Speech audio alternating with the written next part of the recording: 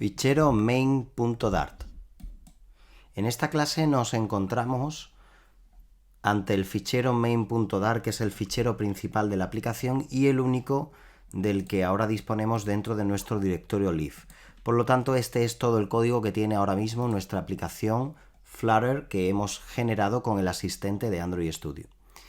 De manera que podríamos empezar a estructurar la aplicación para intentar entenderla un poco mejor. Vamos a crear aquí un nuevo fichero, Dart file, y le vamos a llamar myapp.dart.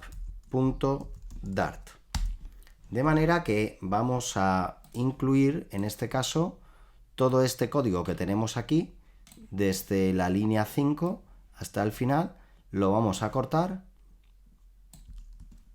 y lo vamos a llevar a el fichero nuevo que acabamos de crear. De manera que es cierto que aquí van a aparecer ahora una serie de líneas en rojo porque necesitamos importar, igual que tenemos aquí, el paquete material que permite definir todas estas clases que tenemos aquí. De manera que ahora tenemos una línea de código en rojo aquí porque debemos importar el fichero myapp.dart. De manera que nos encontramos en este caso ante el fichero principal del proyecto, en el que, como vemos, se ejecuta el método main. En este caso está definido con una función flecha.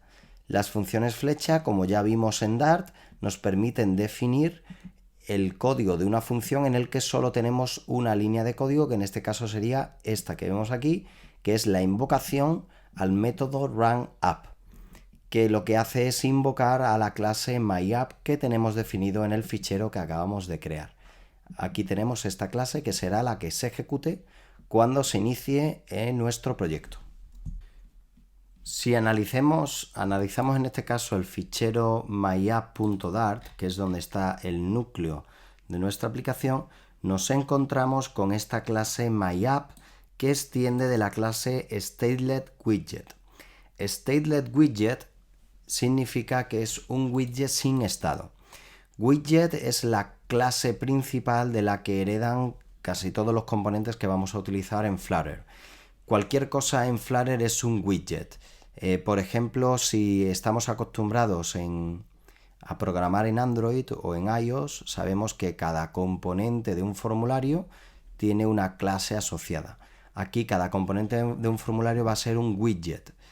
Cada cosa que utilicemos, cada componente que nos permite contener a otros, va a ser también un widget. Es decir, todo lo que nosotros utilicemos como componentes de nuestra interfaz de usuario o como componentes que no se visualizan como tal, van a ser widgets. Por lo tanto, esta clase es un widget, en este caso es un widget sin estado. Quiere decir que no tenemos ningún dato que permita actualizar la interfaz de usuario, es decir, que no va a haber un cambio de estado en la aplicación. Si estáis acostumbrados en otras tecnologías como React a hablar del tema del cambio de estado de la aplicación, entenderéis mejor este concepto, pero es simplemente, como os comento, que una aplicación puede pasar por diferentes estados. Para que esos estados se reflejen en la interfaz de usuario es necesario que se actualice el estado, pero como indica aquí, en este caso no vamos a tener estado. De manera que lo primero que nos encontramos aquí es el método build. El método build es el primer método que se lanza cuando nosotros ejecutamos esta clase y recibimos por parámetro el contexto. El contexto es la referencia de memoria en la que se van a crear todas las variables y todos los componentes que se van a ir generando dentro de este widget. El resultado final va a ser un widget que será el que se muestre en la pantalla. Como vemos, este widget va a ser devuelto por el widget o el componente MaterialApp.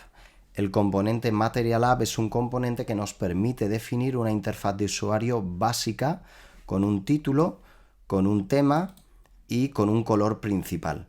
Como vemos, todo widget, todo componente está formado por una serie de propiedades que se especifican en la documentación de ese componente. En concreto, este tiene la posibilidad de definirle un título, de definirle un tema, un estilo, Y un tema a su vez tiene la propiedad primary swatch, que es el color primario de la aplicación.